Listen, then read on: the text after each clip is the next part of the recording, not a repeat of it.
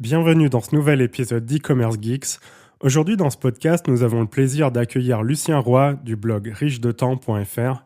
Dans cet épisode, on a parlé de comment mieux s'organiser pour atteindre ses objectifs, comment mettre en place de bonnes habitudes et comment travailler plus efficacement.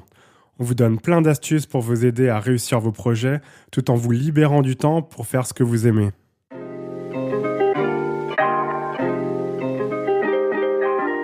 Bonjour et bienvenue sur e-commerce Geeks, le podcast des passionnés du e-commerce. Nous sommes Johan Bassinet et Irina Nikou, et nous partageons avec vous des stratégies de croissance e-commerce, des réflexions sur les tendances marketing, des idées pour vous aider à mieux vendre en ligne.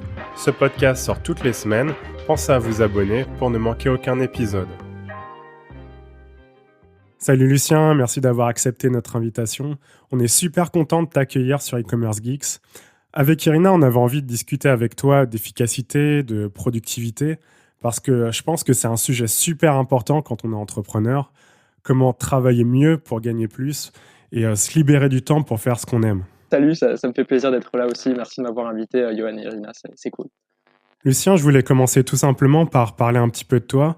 Peut-être que tu peux te présenter et après on parlera d'efficacité. Moi, en fait, c'est vrai que l'efficacité, c'est un sujet qui me tient pas mal à cœur depuis quelques années. Et donc aujourd'hui, quand je me présente, je me définis comme spécialiste de l'accomplissement quotidien. Parce que pour moi, c'est les deux dimensions dont tu as parlé dans l'intro qui sont hyper importantes. C'est que non seulement on veut faire des grandes choses, donc on veut réussir, que ce soit un projet e-commerce, entrepreneurial, un blog, ou même une promotion de ta carrière, en fait. Juste, tu veux réussir quelque chose.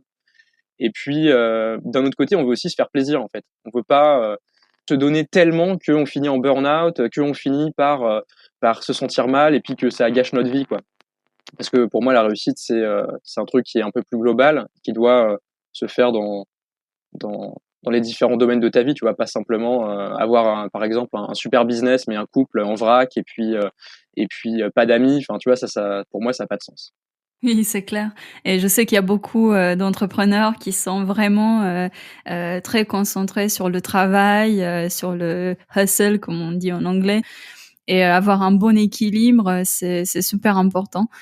Ouais, mais c'est vrai qu'il y a une culpabilité qui se développe, en fait, parce que quand tu es entrepreneur, tout repose sur toi, ça c'est une vérité. Et du coup, tu as l'impression que si t'arrêtes, eh ben, il va se passer des trucs mauvais pour toi, que si plus tu travailles, plus tu vas gagner d'argent, alors qu'en fait, c'est pas si vrai que ça, tu vois. Au bout d'un moment, il y a une limite à partir de laquelle travailler plus, ça va surtout te fatiguer plus et pas du tout te rapporter plus. Et donc, c'est à ce moment-là que, faut savoir faire la part des choses. Et c'est là-dedans que les entrepreneurs que j'aide le plus les entrepreneurs que j'accompagne, parce que c'est vrai que c'est difficile à un moment de se dire, OK, là, j'ai fait ce qu'il faut. Maintenant, je peux me relaxer, je peux voir des gens, je peux aller au musée, je peux faire ce que je veux, mais juste je travaille plus. Oui, exactement. D'ailleurs, je sais que tu as essayé pas mal de méthodes, des fois même des plus extrêmes comme le Miracle Morning ou les techniques de Wim Hof, le Iceman. Parmi ces méthodes, lesquelles ont mieux fonctionné pour toi? Et est-ce qu'il y a des habitudes que tu as gardées de chacune de ces méthodes ou bien ça n'a pas fonctionné vraiment? En fait, c'est vrai que j'ai fait beaucoup de tests au départ de mon blog. C'était vraiment ma marque de fabrique, c'était de faire plein de tests toutes les semaines pour voilà, découvrir un peu l'efficacité de manière théorique, parce que j'étais déjà assez efficace avant, mais je connaissais pas tous les livres qui existent, etc. Et donc, ouais, j'ai fait pas mal de tests. Et aujourd'hui, il y a aucune habitude que j'ai gardée telle quelle. J'ai tout adapté, tout mis sur mesure, parce qu'il y a forcément des trucs qui marchent pas trop. Il y a des trucs ou alors pour toi, dans ton quotidien, ça s'ancre pas parfaitement.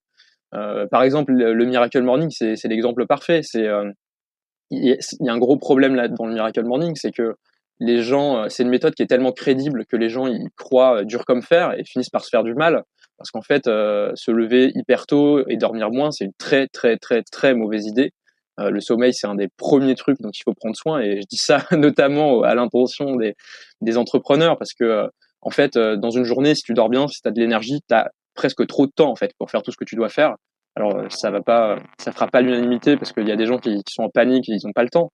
Mais en réalité, on a le temps. Et donc les méthodes qui sont restées, je pense que j'ai gardé des petits bouts de chacune. Et après, ce qui est aussi important, Et c'est ce dont je parle tout le temps, c'est qu'il faut faire des trucs qui te plaisent, des trucs qui t'intéressent vraiment.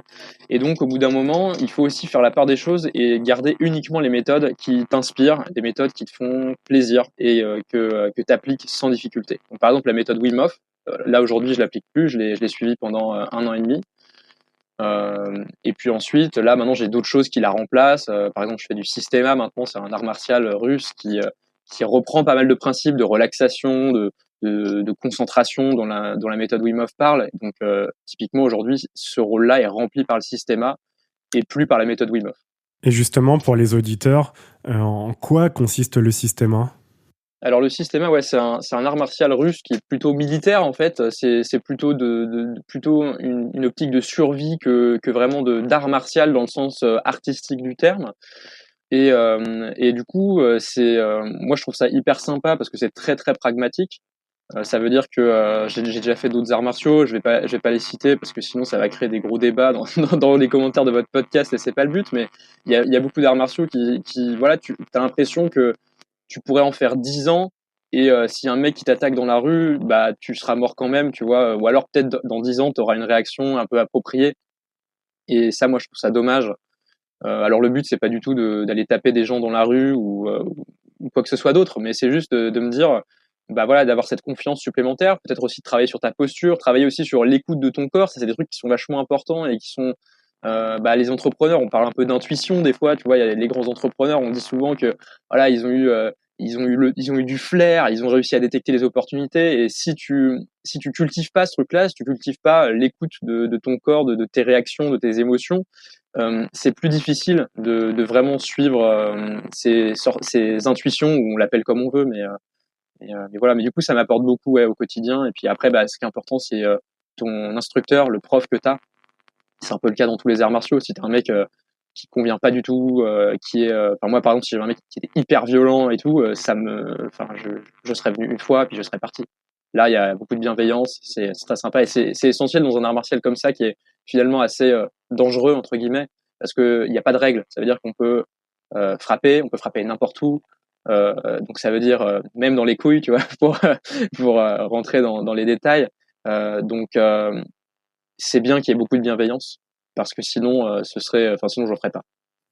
C'est vrai que moi, j'avais fait du judo pendant 5 ans Ouais. quand j'étais petit, et puis ça m'avait beaucoup fait avancer parce que c'est toute une philosophie, ça t'apprend Mmh. beaucoup de règles, même de vie, une discipline, et ça m'avait fait beaucoup avancer à ce niveau-là. Ouais, c'est clair et ça rentre vraiment dans l'équilibre aussi, quoi. Un entrepreneur, pour moi, il peut pas se permettre de faire juste sa boîte. Là, en ce moment, je lis pas mal je lis, c'est pas en ce moment, je lis toujours beaucoup de livres, mais là, je commence à lire je suis en train de lire le bouquin de Charlie Munger, c'est Pour Charlie's Almanac. Et il y a plus je regarde des trucs, plus je lis des biographies, tout ça, plus tu te rends compte qu'en fait, les génies, c'est des gens qui connaissent plein de choses et qui font des liens que personne n'a jamais fait avant. Léonard de Vinci, c'est ça, Charlie Munger, c'est ça, et puis il y en a plein d'autres. Et plus j'observe ça, plus je me dis, ah ouais, en fait, le côté focus est hyper important. Alors surtout au début de l'activité et même dans la suite, parce que si tu te disperses, bon, c'est mort pour toi. Surtout que tu vas finir par travailler trop tard, procrastiner, etc. Sauf que il faut aussi en fait, il faut être tellement focus que tu as du temps qui te reste en plus, parce que t'as pas besoin de toute ta journée pour bosser, et qui te permet de cultiver d'autres choses et de découvrir des trucs intéressants qui vont par la suite te servir. D'ailleurs, à propos des livres, est-ce qu'il y a un livre qui t'a vraiment marqué ou que tu recommanderais, par exemple, à quelqu'un qui décide aujourd'hui de commencer à mieux s'organiser, à devenir plus productif? Ouais, alors ça, c'est une question qui est hyper dure parce que c'est vrai que moi, je lis vraiment beaucoup, surtout bah là maintenant que je suis vraiment à plein temps sur le blog, le coaching. Du coup, un de mes devoirs, une de mes activités principales, c'est la lecture. Donc, non, s'il y a vraiment un livre qu'il faudrait lire, ça fait longtemps que je l'ai lu, mais c'est The One Thing. Donc, je crois qu'il est pas traduit en français, mais en gros, c'est l'idée du truc, c'est qu'il faut trouver les actions qui t'apportent le plus, et il faut te concentrer dessus, et il faut faire que ça. Et après, tu peux te concentrer sur le reste. Et ça, c'est une approche qui m'a beaucoup servi.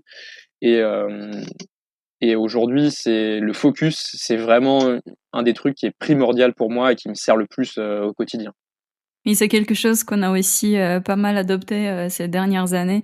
Vraiment, avoir, un objectif, et être assez minimaliste dans ce qu'on fait, ne plus se se laisser déconcentrer et voilà, faire plein de choses, surtout en marketing, il y a tellement de choses à faire que tu peux vite, être attiré par une plateforme, par une nouvelle technique. Donc voilà, c'est vraiment quelque chose effectivement qui aide beaucoup d'être concentré sur une seule chose.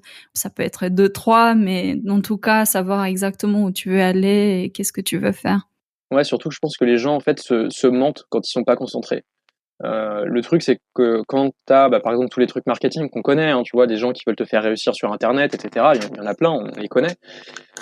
Et en fait, ils t'expliquent une méthode et il y a une promesse derrière. Elle est implicite ou explicite, peu importe, mais il y a une promesse qui va te dire: «OK, tu vas gagner de l'argent, tu vas faire un truc qui va te faire plaisir, tu vas faire des trucs de dingue». Et toi, tu veux cette promesse-là, tu y crois et du coup, tu te mets à faire ce truc-là. OK, super. Et puis au bout d'un moment, tu te dis: «Ah bah, ça a pas assez marché», du coup, tu te mets aussi à faire d'autres choses. Le problème, c'est que le moment où tu disperses ton énergie, c'est le moment où tu arrêtes de suivre la méthode qui te donnait une promesse. Donc ça veut dire que, le mec te dit: «Fais ça et tu vas faire 2 000 par mois». Toi, tu dis: «OK, je le fais», puis au bout d'un moment, tu dis: «Bon, je vais plus le faire qu'à mi-temps et puis je vais faire aussi autre chose pour voir». Sauf qu'en fait, en le faisant à mi-temps, tes attentes restent toujours les mêmes de faire 2 000 par mois, sauf que tu travailles 2 fois moins et tu es certainement pas 2 fois plus efficace, tu vois, dans cette hypothèse-là. Et donc, ça veut dire que finalement, tu as un peu ce rêve-là, mais qui va rester uniquement un rêve, parce que tu respectes plus du tout ce que tu avais prévu au départ, mais tu as toujours les mêmes attentes. Donc finalement, ça crée des gens qui sont très frustrés parce que ils réussissent pas.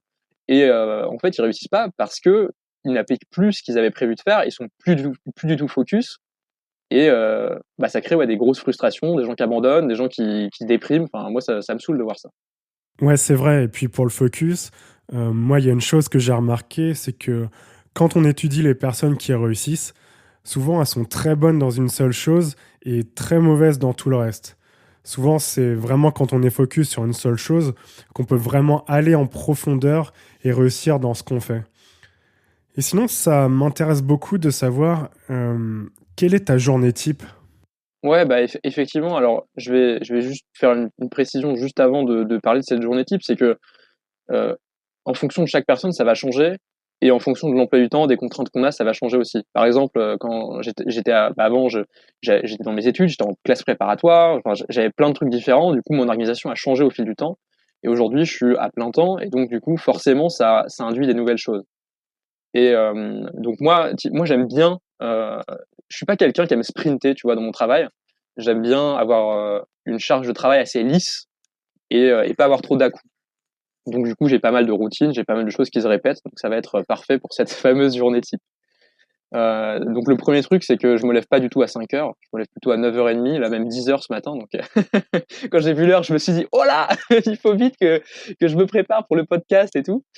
Mais ouais, c'est important pour moi de dormir vraiment, autant que nécessaire, parce que quand tu dors bien, quand tu de ça donne de l'énergie, ça donne une énergie folle qui te permet d'être vraiment hyper productif. Donc ça, pour moi, c'est vraiment une priorité. Le sommeil, je le néglige pas, donc je me lève à l'heure que je veux, je mets très, très rarement un réveil. Je suis complètement d'accord avec toi sur le sommeil.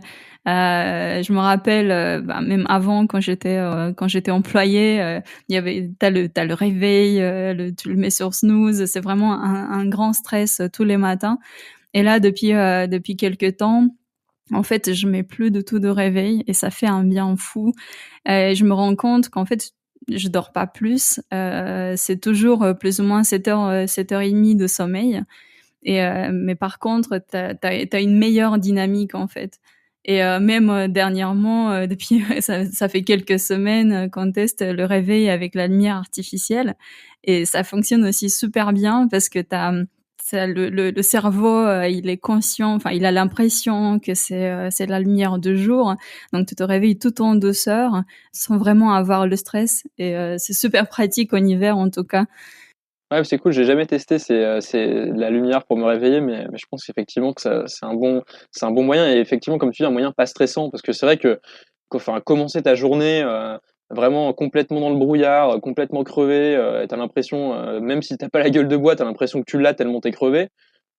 C'est pas l'idéal pour commencer à bosser, quoi. Donc ça, ouais, c'est clair que c'est hyper important. Donc une fois que je me réveille, je vais à la douche chaude cette fois, hein, parce qu'après la méthode Wim Hof, on pourra avoir des doutes, mais non, en sortant du lit, la douche froide, c'est un peu dur pour moi. Oui, tous les jours, c'est un peu dur. Donc ouais. Et puis je sais pas, t'es chaude sous les draps, tu vois, et là tu te dis je vais prendre une douche froide. En plus, elle est vraiment froide chez moi, donc ça donne pas très envie. Mais voilà, ensuite, une fois que j'ai fait ça, je bois. Donc ça, c'est bien. La nuit, tu te déshydrates, c'est pas très dur de boire, donc je le fais. Et puis ensuite, j'ai ma routine du matin. Enfin voilà, j'ai peut-être pas tout détaillé ici, mais c'est une routine pour moi, ce qui est important en fait, c'est le côté flexible de cette routine-là, parce que c'est pas une contrainte pour moi. Ça veut dire que j'ai pas une routine qui dure 1 heure, qui est hyper stricte. Non, moi je fais tout l'inverse de ça. J'ai une routine qui peut changer. Si un matin j'ai pas le temps, bah comme ce matin, tu vois, je me suis réveillé un peu en retard par rapport à ma première activité de la journée. Bah du coup, je l'ai fait en 5 minutes. J'ai vraiment un truc qui s'adapte très bien et qui me permet de suivre cette routine tous les jours, mais de manière différente et de manière qui me plaît. Ça, le plaisir, ça va vraiment être en trame de fond de tout ce dont je parle, parce qu'en fait, quand tu as du plaisir, eh ben, tout se passe mieux pour toi. Tu procrastines beaucoup moins, tu travailles beaucoup mieux. Et puis surtout, ouais, tu t'éclates en fait. Et c'est ça qui est important, parce que quand tu t'amuses, bah tout d'un coup, voilà, tu traînes plus, tu t'amuses. Ouais, enfin ouais, je vais me répéter, et tourner en rond là, mais c'est vraiment hyper important. Mais en fait, j'aime bien ce concept parce que tu dis qu'il faut être un peu flexible quand même. Et d'ailleurs, ça m'amène à un autre sujet dont je voulais parler avec toi, sont les priorités. Parce que je pense qu'une des grandes difficultés pour un entrepreneur, en tout cas moi j'ai mis un peu de temps à bien gérer ça, c'est de savoir définir ses priorités, parce on a tellement de choses à faire, on a plein de projets à gérer en même temps. Ça peut être des clients, les réunions ou je sais pas, réfléchir à la stratégie de la boîte à long terme. Donc il faut faire des choix et je me demandais quel est à ton avis le meilleur moyen de définir ses priorités? Pour moi, il faut bien faire la différence entre 2 choses dans les priorités. C'est, d'une part, les priorités au niveau macro, donc tes priorités vraiment au niveau de ta vie, ce que tu veux, ton business de manière générale, à long terme, tout ça, et tes priorités quotidiennes, où là, tu vas te dire: «OK, enfin, sur quoi je dois bosser aujourd'hui pour arriver à ce plan de long terme?» Donc déjà pour moi, pour le long terme, c'est le premier truc à définir parce que, enfin, tu vas pas, c'est en fonction de ça que tes actions de court terme vont découler. Et le long terme, pour moi, ce qui est important, c'est de faire vraiment un travail intérieur qui est beaucoup plus du développement personnel que de l'entrepreneuriat. C'est de définir ta vision, c'est de savoir où est-ce que tu veux aller, ce que tu veux faire, pourquoi, qu'est-ce que ça va t'apporter. Parce que je vois plein de gens, j'en rencontre tous les jours, des blogueurs débutants, des entrepreneurs débutants qui disent: «OK, moi je veux faire 10 millions.» Je dis: «Mais en fait, ça va te servir à quoi? Qu'est-ce que tu es prêt à faire pour faire ces 10 millions?» Parce que si tu veux juste la belle vie, 10 millions c'est trop en fait. Si tu veux juste la belle vie en Thaïlande, tu fais 5 000 par mois, tu as pas besoin de t'emmerder plus et ce sera très bien, tu vois? Et le problème, c'est que si tu fantasmes 10 millions et que tu as pas les vraies motivations derrière, tu vas tout le temps être frustré parce que tu vas jamais les atteindre. 10 millions, si à part si tu as un projet qui te dépasse toi, tu veux contribuer au monde d'une manière, tu veux, je sais pas, aller dans des associations, faire des dons et cetera, 10 millions, tu vas avoir du mal à les dépenser. Surtout si tu as pas des standards de vie hyper élevés. Je sais pas, si tu viens d'une famille hyper riche, peut-être que tu auras pas de mal, mais moi aujourd'hui, tu me donnes 10 millions, je sais pas quoi en faire. Après ouais, au niveau quotidien, là ce qui est important, c'est, moi j'aime bien faire des plans de 3 mois, c'est assez populaire en ce moment chez les entrepreneurs, mais pour moi c'est vraiment une durée qui est assez idéale. Pendant 3 mois, tu définis un objectif, ensuite moi je le redécoupe en 4 fois 3 semaines, ensuite je redécoupe ensuite en semaines. Donc finalement, ça fait une sorte de cascade qui part du long terme, qui arrive à l'année, qui arrive à 3 mois, qui arrive à et tu vois, ça découle et du coup, je sais que chaque jour, quand je fais une action, elle va me servir pour arriver à ce truc de long terme que je veux absolument, qui est ma vision. Et je me dis: «OK, ça je le veux, c'est sûr, c'est vraiment ça qui me fait vibrer.» Et du coup, ça facilite vraiment les choses parce que l'action n'est pas difficile. Je veux dire, quand je me lève le matin, voilà, je me lève à 10 heures et c'est cool, il y a pas de problème et j'ai envie de me mettre au boulot. Des fois, même ma routine, j'ai pas envie de la faire tellement j'ai envie de bosser, tu vois? Donc c'est un petit peu, c'est ça, c'est vraiment, et là, les priorités, je pense que là, pour vraiment bien les définir, la connaissance du business est importante. Donc, si tu connais rien à ton business, ça veut dire que tu te formes en ce moment. Donc, il faut que tu écoutes tes coachs, tes formateurs pour savoir quelle est la priorité. Si tu connais ton business, tu sais quelles sont tes priorités et tu sais qu'il y a certaines actions qui t'amènent de la valeur et d'autres pas. Moi, par exemple, changer ma photo de profil Facebook, ça m'apporte pas de valeur. Écrire 15 posts par jour, ça m'apporte pas de valeur. Par contre, en écrire un, ça m'en apporte beaucoup. Donc, au bout d'un moment, c'est la connaissance de ton business et savoir quelles sont les actions qui te rapportent.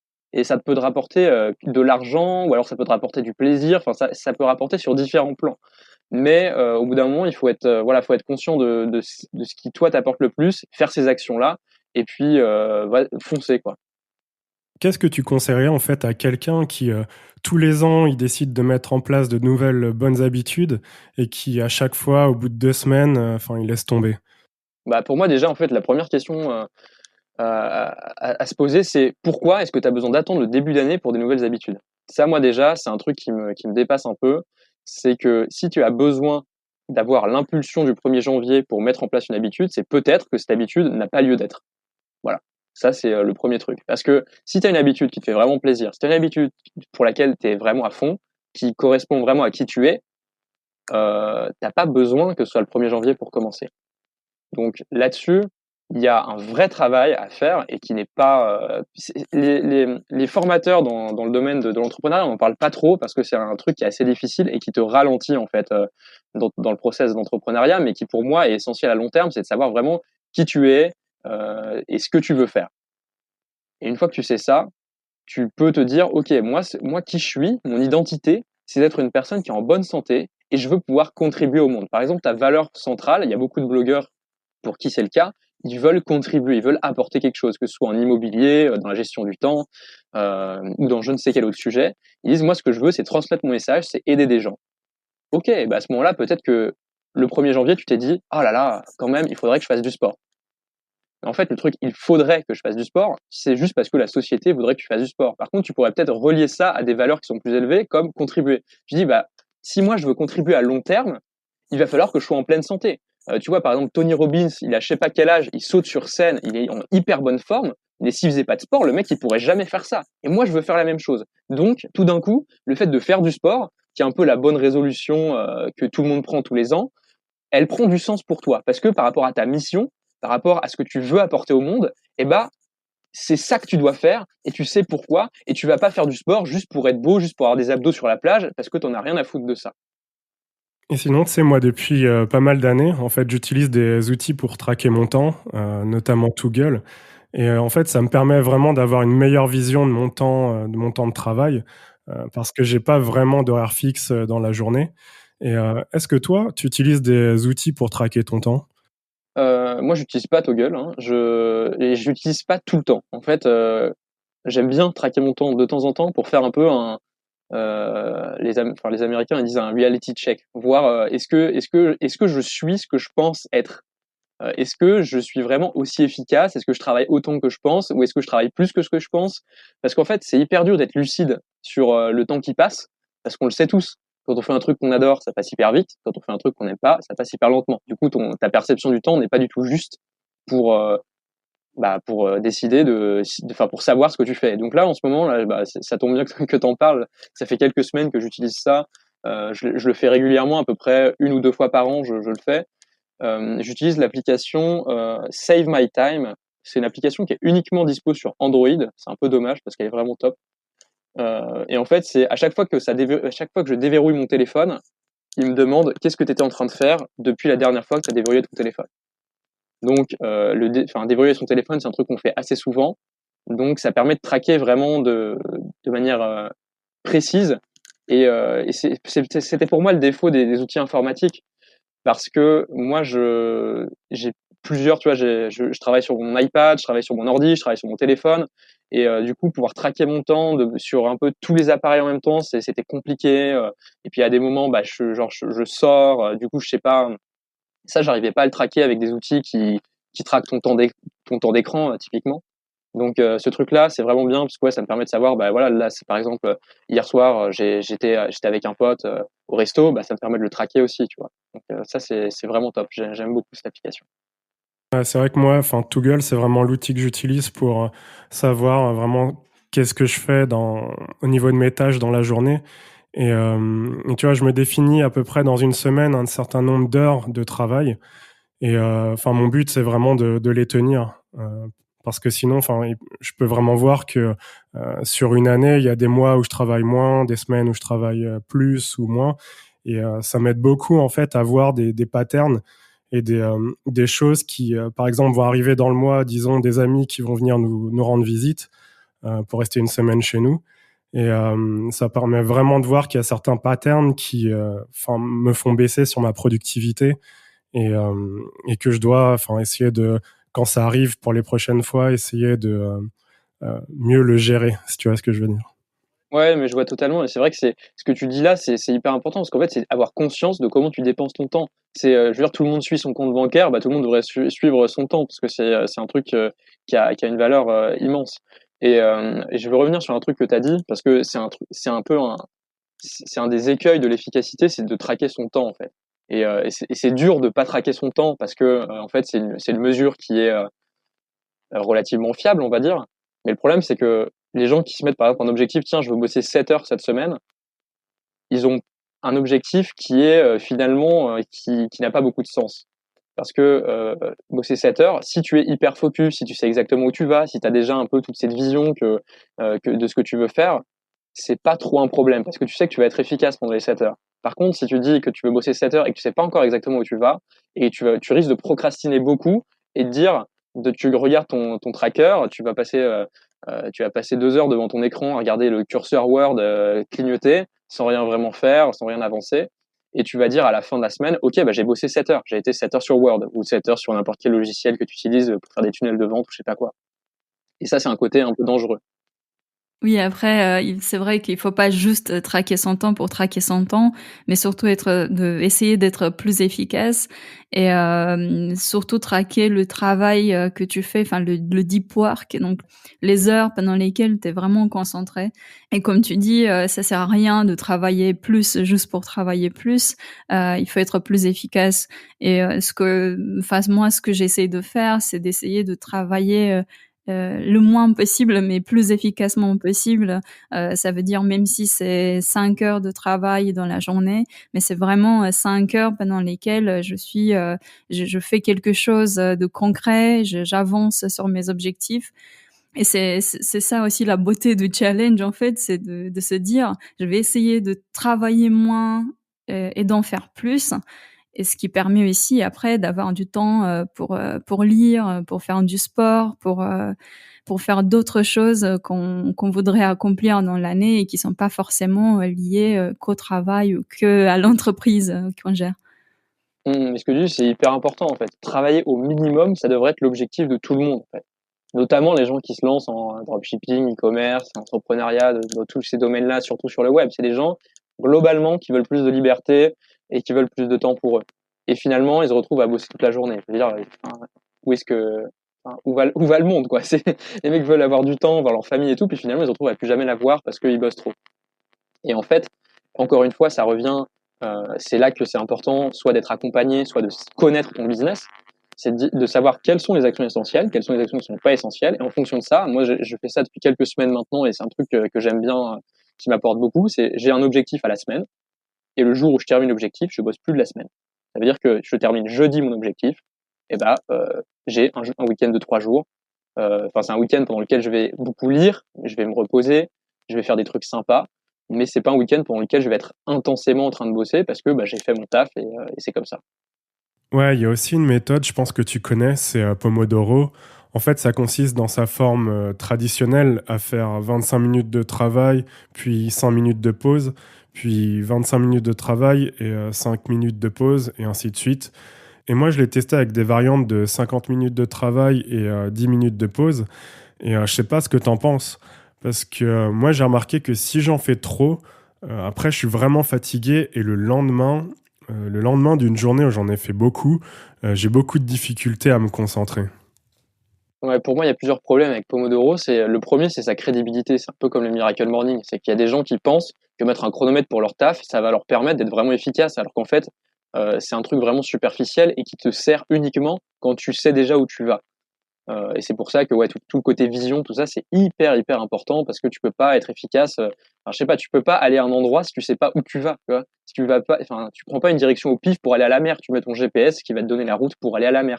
Et encore une fois, tu vas pas à la mer, tu vas, je sais pas, à une destination précise, à telle plage, sur telle mer. Enfin, tu vois, faut avoir cette direction précise. Et le deuxième truc qui me plaît pas dans Pomodoro et la raison pour laquelle je l'utilise pas, c'est que ça me coupe dans mes élans. Et moi, j'aime bien travailler à l'enthousiasme, j'aime bien foncer, et puis à un moment, ah bah tiens, je me sens un peu fatigué, j'arrête. Et j'aime bien ce côté naturel, tu vois, d'un cycle, par exemple, je sais pas, à un moment, je vais travailler 25 minutes, je vais arrêter, à un moment, je vais bosser 2 heures parce que je suis à fond, je suis inspiré et tout, et j'ai pas envie qu'il y ait une putain d'alarme qui me coupe pendant que je suis en train d'être inspiré, quoi. C'est, c'est ouais, ce côté-là, c'est un truc qui rebute beaucoup de personnes et moi, ça me rebute énormément. J'ai pas envie euh, d'être coupé. Alors, à certains moments, ça peut être utile, hein, mais c'est vrai que pour moi, c'est par rapport au deep work, c'est un peu contraire au principe. En fait, le fait de chronométrer son temps, je pense que c'est en soi une bonne idée. Enfin, je l'utilise des fois. Enfin, ça dépend des tâches, mais je trouve que ce qui fonctionne le mieux pour moi, c'est vraiment d'essayer d'estimer combien de temps ça va me prendre cette tâche. Je mets le chronomètre, mais c'est pas forcément les 25 minutes. En fait, c'est ça qui me bloque avec Pomodoro. Comme tu disais, des fois, t'arrives à te concentrer. T'es vraiment concentré sur la tâche, tu vois pas le temps passer, t'avances bien, et ce serait dommage d'arrêter ça au bout de 25 minutes juste parce que il y a l'alarme qui sonne. Exactement. Ouais, c'est ça. Puis après, la durée, enfin, je veux dire, on peut faire en 25, 45, peux faire 2 heures de Pomodoro si tu as envie, c'est le principe. Mais le seul côté vraiment positif de cette méthode, c'est que ça t'oblige à faire des pauses. Et ça, c'est vraiment très très bien parce que bah, on a du mal à faire des pauses quand on est entrepreneur. Et le fait de faire des pauses, de te ressourcer, ça permet. Bah, je trouve qu'il y a quand même une dimension de créativité qui est hyper importante. Alors moi, j'ai le côté blogueur, j'écris beaucoup, j'écris un mail par jour à mes abonnés, donc la créativité est vraiment importante. Mais je pense que après en e-commerce, je sais pas exactement, mais je suppose que tu vois, enfin il y a une marque qui est assez connue et une des seules que je connais là-dedans, c'est Bonne Gueule et qui faisait des descriptions hyper sympas, hyper précises, qui touchaient vraiment les gens. Et finalement, c'est ce côté créatif-là qui leur a permis de peut-être de mieux réussir que les autres. Après, voilà, je connais pas toute l'histoire en détail, mais je pense que c'est quelque chose qui peut vraiment aider, quel que soit le domaine dans lequel on entreprend. Oui, la créativité, ça peut vraiment aider pour se différencier, n'importe le domaine dans lequel on travaille. Peut-être pour finir, quels seraient tes 3 conseils que tu donnerais à un entrepreneur qui nous écoute? Quelles sont les 3 choses qu'il devrait retenir? Bah, en premier, il faut qu'il sache où il va, pourquoi il y va. Ça, c'est vraiment un truc. Au départ, moi, je savais pas trop pourquoi je faisais les choses. J'avais cet objectif, et puis voilà, on va pas se mentir. La plupart des gens qui commencent, ils veulent surtout gagner de l'argent, et puis après, le côté contribution, tout ça, c'est un peu secondaire, tout au moins au départ. Et pour moi, c'est le truc qui m'a peut-être manqué au début pour être vraiment hyper efficace, c'est de savoir exactement pourquoi je fais les choses. Ensuite, c'est vraiment de prendre du plaisir et de mettre le plaisir en premier et de te mettre en premier aussi. Ça veut dire qu'on dit souvent paye-toi d'abord. C'est un principe où voilà, tu dis ouais, je vais mettre un peu d'argent de côté, je veux pas être dans le rush financier, etc. Mais paye-toi d'abord, c'est aussi valable pour ton temps. C'est Tu dois prendre du temps pour toi. C'est un devoir d'entrepreneur si tu veux euh, réussir, quelle que soit ta définition de la réussite. Il faut que ça te fasse plaisir, il faut que tu aimes ça, il faut que tu le fasses avec enthousiasme parce que sinon ça va s'éteindre au bout d'un moment. Et là, sur Internet, on a un peu la vision du temps qui est hyper court. Ça va, tu vois, on a l'impression que 2-3 ans pour un business, c'est hyper long. Mais en fait, si tu as vraiment si t'as des vraies ambitions, que tu veux en faire ta carrière, entre guillemets, une carrière, ça dure de longues années. Donc, je veux dire, faut réfléchir aussi pour se dire, faut pas forcément se mettre la pression en se disant, je veux que ça me plaise pendant les 10 prochaines années parce qu'il y aura matière à changer. Mais il faut aussi se mettre dans cette optique-là d'endurance et si tu veux un impact énorme, moi, c'est ce que je veux. Il faut un business qui dure, il faut être là, il faut être présent, Et c'est pas en montant un business par an que ça va le faire. Et là, c'est relié à moi, ce que je veux accomplir, et ce sera pas forcément le cas de tout le monde. Et puis, le dernier truc que je pense qui est vraiment important, c'est de se poser les vraies questions. Parce qu'en fait, quand tu es entrepreneur, tu es à l'inverse de tous les gens que tu connais autour de toi, quasiment. C'est-à-dire que tu penses plus pareil, l'argent, ça a plus la même valeur pour toi, le temps non plus, et t'as plus de règles, en fait. Il y a plus de règles, et le moment du passage à plein temps est souvent un moment où les gens se déstabilisent parce qu'en fait, ils savent pas comment faire. Je veux dire, on a toujours eu des règles dans notre vie, sauf que c'était pas nous qui les fixions. Et là, tout d'un coup, c'est toi qui les fixes, donc ça devient plus compliqué pour beaucoup. Et c'est là que les vraies questions se posent, et que tu peux vraiment définir ton rythme. Tu vois, là, vous vous dites, moi, je mets pas de réveil. Moi, je mets pas de réveil non plus. Est-ce que te lever à 5 heures, ça te convient ou pas? Est-ce que tu as envie de manger à midi, ou est-ce que tu veux pas manger le midi? Enfin, je veux dire, il y a plein de trucs où finalement tu peux aller encore plus loin que ce que tu penses aujourd'hui, au niveau d'être à contre-courant et juste de suivre ce que toi tu veux. Parce que quand tu as cette liberté-là, tu as ce luxe de pouvoir choisir. Moi, par exemple, je mange plus le matin, je mange à 1 heure. Le midi, je mange quand j'ai faim. Et ça, c'est un truc aussi, suivre ses rythmes perso. Je trouve que ça aide à être plus productif. C'est-à-dire que quand j'ai pas faim, je mange pas. Et si j'ai pas faim avant 15 heures, je mange pas avant 15 heures. Et c'est ok. Je veux dire, il y a pas de souci. Et c'est comme ça que je suis. C'est comme ça que je suis efficace. Et c'est un luxe que t'as pas si t'es pas entrepreneur. Donc autant en profiter et autant se rendre efficace en se faisant plaisir. Merci beaucoup, Lucien. Merci pour ton temps. C'était vraiment passionnant. Si on veut en savoir plus sur toi, où on peut te retrouver en ligne? L'endroit le plus facile, c'est mon blog, c'est Riche de temps. Et puis après, l'endroit où je partage le plus, c'est dans ma newsletter, où j'envoie un mail tous les jours. C'est des mails qui sont finalement plutôt pour inspirer les gens, leur donner un petit conseil qu'ils peuvent appliquer tout de suite dans la journée. Et c'est là que je m'éclate aussi, tu vois. Je parlais de plaisir. Moi, j'écris ce mail tous les jours, et c'est un vrai plaisir de le faire.